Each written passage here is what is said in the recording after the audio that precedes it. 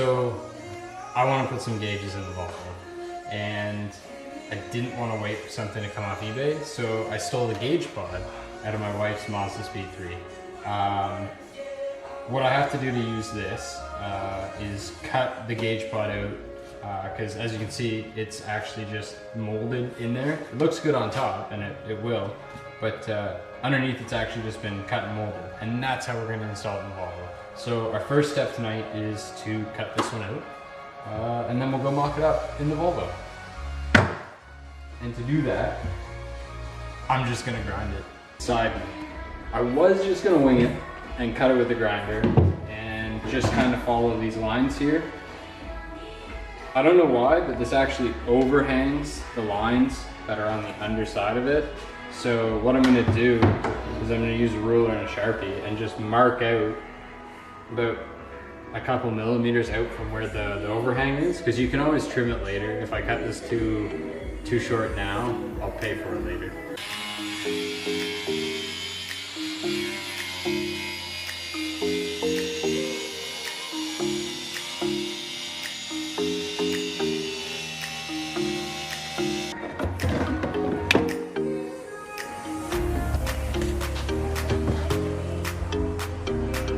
Go.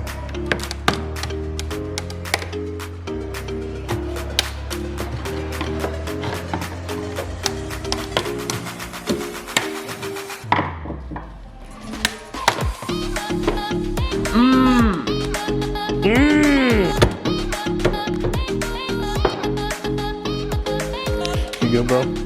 I guess I could use the air chisel. Air chisel? When you fucking destroy it. I don't know what this is, but I don't want to. No, I probably would. Yeah, actually, I would destroy it. Whatever.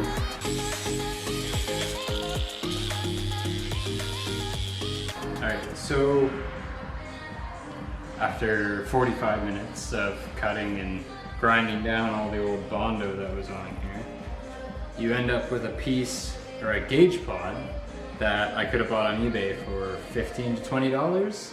But hey, 20 bucks is 20 bucks, so I just saved myself 20 bucks. Now we're gonna install it in the Volvo.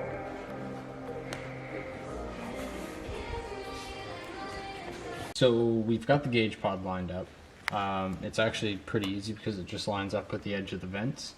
So I'm not even gonna mark it. Well, I'll just know when the dash is out to leave a little bit of space in between the pod and the vent so that I have room to mold it.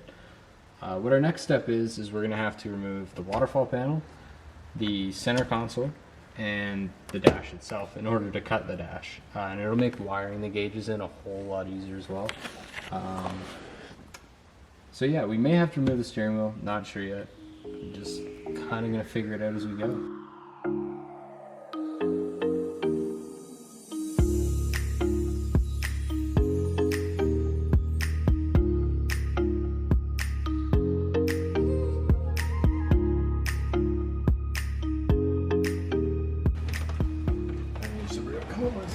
Yep.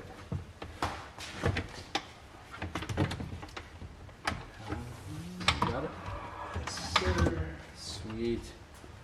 Wheel! So I jumped the gun a little bit, and I cut first, filmed later, and I didn't get as much footage as I would have liked to of me cutting the dash. I only got a little clip. But all I did was I traced the gauge pod onto the dash with a Sharpie.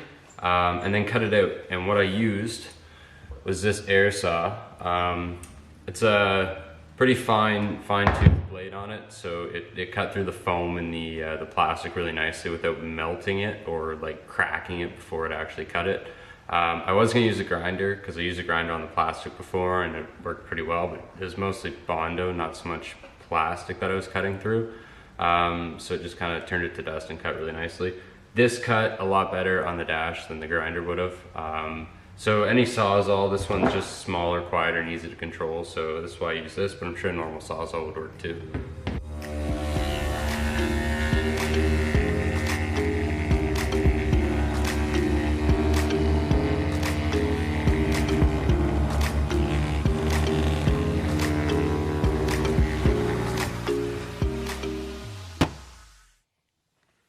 So what I've done is I've cut out the dash to be able to accept the gauge pod. I've recessed it into the dash using glue, just 2-part epoxy like JB Weld, and that holds it in there to the plastic pretty nicely. And then what I'll do is I'll fiberglass the rest. All right, so today we're finally getting around doing the dash. Well, I guess it's only been 2 days, so we're not that far behind. What I would like to do is I'd like to use this Bondo glass stuff here I got. It's just fiberglass reinforced body filler. It should flex-ish with the dash and not completely crack, so that's kind of why I'm using the fiberglass stuff as opposed to normal stuff. What I'm going to do with that is I'm going to fill around the gauge pod where I recessed it into the dash, so it'll make the dash and the gauge pod one level surface. First step, I'm going to clean everything. So all I'm using is a bit of acetone, and I'm just cleaning it so the Bondo glass is something to adhere to. I might even scuff this, in all honesty. Now that I'm looking at it, I'll probably actually scuff it. Not sure what grit I'll use. So Jordan made a good point, and he said we should read the can. So we read the can and it said use coarse sandpaper. 600 is not coarse. 180 is pretty coarse. So we're gonna use 180, and that's what I have. So yeah, we're gonna use 180.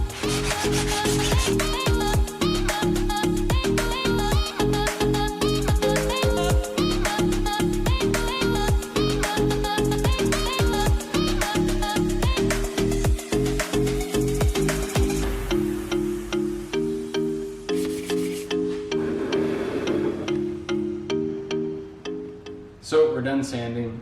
Next step is to wipe it off and start applying our first coat of fiberglass body filler. I don't know if you noticed on the time lapse, but I actually cut more of the foam out, and the reason I did that is because I want to bevel this in front of each one of the gauges. So if you look on the pod that's in there, the gauges are actually beveled out a little bit and they're kind of sunken into themselves. I'm going to continue that look through right to the edge of the dash. And the reason I left this strip in here is because this is where the heater goes in, and that'll give me a good line so that I know I'm straight, and when I go to put the vents back in, they'll fit, I hope. Now that the dash is prepped, we're ready to do Bondo. So in our next video, we'll show you the process of putting the Bondo on and then forming it to the shape you want. So that little hood we talked about, we're gonna make that. And it's gonna be an exciting video. So thanks for watching, and we appreciate the support.